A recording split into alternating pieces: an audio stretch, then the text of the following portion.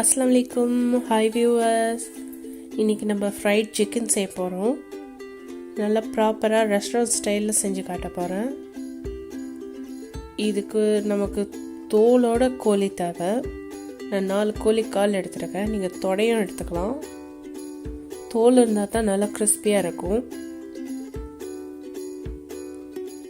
Usually தோல் இல்லாமல் தான் வாங்குவோம். இது ரெசிபி செய்கிறதுக்காக நான் தோலோடு வாங்கினேன்.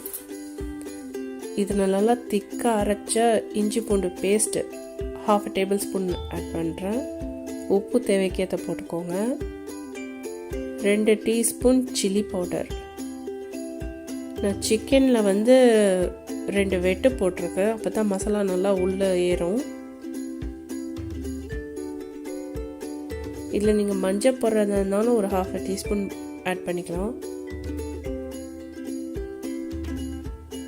இதை நல்லா மிக்ஸ் பண்ணி மேரினேட் பண்ணி வைங்க.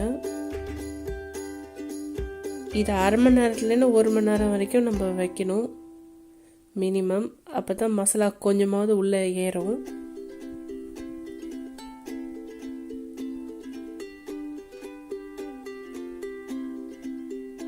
பாருங்க, கட் பண்ணியிருக்கேன்.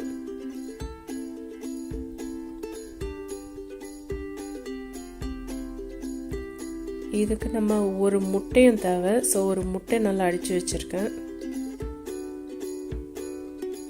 அப்புறம் அதுக்கு உள்ள மிக்சர்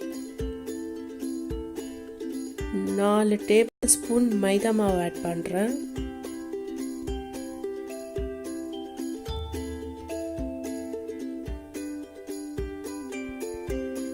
ஒரு டீஸ்பூன் மிளகாத்தூள், 1/2 டீஸ்பூன் பெப்பர் பவுடர். நான் பிளாக் பெப்பர் யூஸ் பண்ணுறேன். நீங்கள் ஒயிட் கூட ஆட் பண்ணலாம்.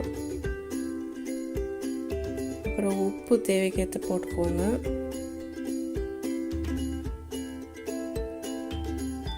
உப்பு பார்த்து போடுங்க. ஏன்னா நம்ம ஏற்கனவே சிக்கன் உப்பு போட்டு மேரினேட் பண்ணி வச்சுருக்கோம்.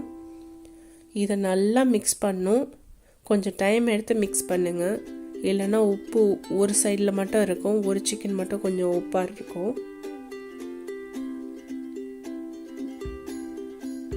ஃபுல்லாக மிக்ஸ் ஆகிடுச்சுன்னா நம்ம மாவு கலரு சேஞ்ச் ஆகிருக்கும். ஒரு மாதிரியா பிங்கிஷாக காட்டும் லைட்டாக.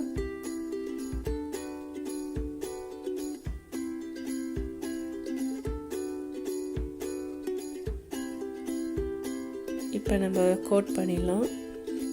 நம்ம மேரினேட் பண்ணி வச்சுருந்த சிக்கனை எடுத்து முட்டையில் நல்லா டிப் பண்ணிக்கோங்க. ஃபுல்லாக எங்கே பார்த்தாலும் முட்டை படணும். அது அப்படியே நம்ம மாவு மிக்சரில் போட்டு எடுத்துடுங்க. நம்ம முட்டை போட்டிருக்கறனால மாவு எல்லாம் ஃபுல்லாக ஒட்டிக்கும். இதை நம்ம டபுள் கோட் பண்ண போகிறோம். அப்போ தான் நல்லா ரெஸ்டாரண்ட்டில் இருக்கிற மாதிரி க்ரன்ச்சியாக திக்காக இருக்கும். ரெஸ்டாரண்ட்லலாம் ஆக்சுவலி 3 டைம்ஸ் பண்ணுவாங்க. 3 டைம்ஸ் பண்ணால் உங்களுக்கு லேயர் ரொம்ப பெருசாக இருக்கும். அதனால் நான் 2 டைம்ஸ் தான் பண்ணுறேன்.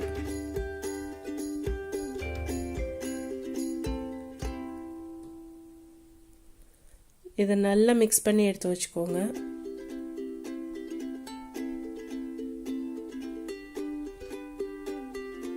இதே மாதிரி எல்லா சிக்கனையும் பண்ணிடுங்க. நான் கொஞ்சம் ஆயில் ஹீட் பண்ணி இதெல்லாம் பொரிக்க போகிறேன்.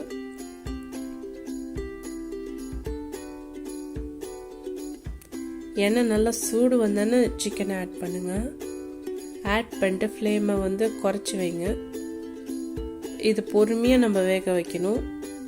சிக்கன் மேலே லைட்டாக கலர் மாறணும். நம்ம வேகமாக வச்சா கலர் சீக்கிரம் மாறிடும். ஆனால் உள்ளே இருக்க வேகாது, ரோஸ் கலரில் இருக்கும். பாருங்கள், சிக்கன் ஆயிடுச்சு. சிக்கன் சைஸும் கொஞ்சம் சின்னதாக இருக்கும்.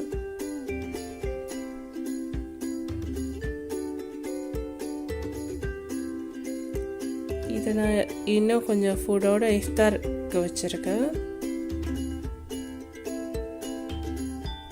நீங்களும் செஞ்சு பார்த்துட்டு எப்படி இருக்குன்னு சொல்லுங்கள்.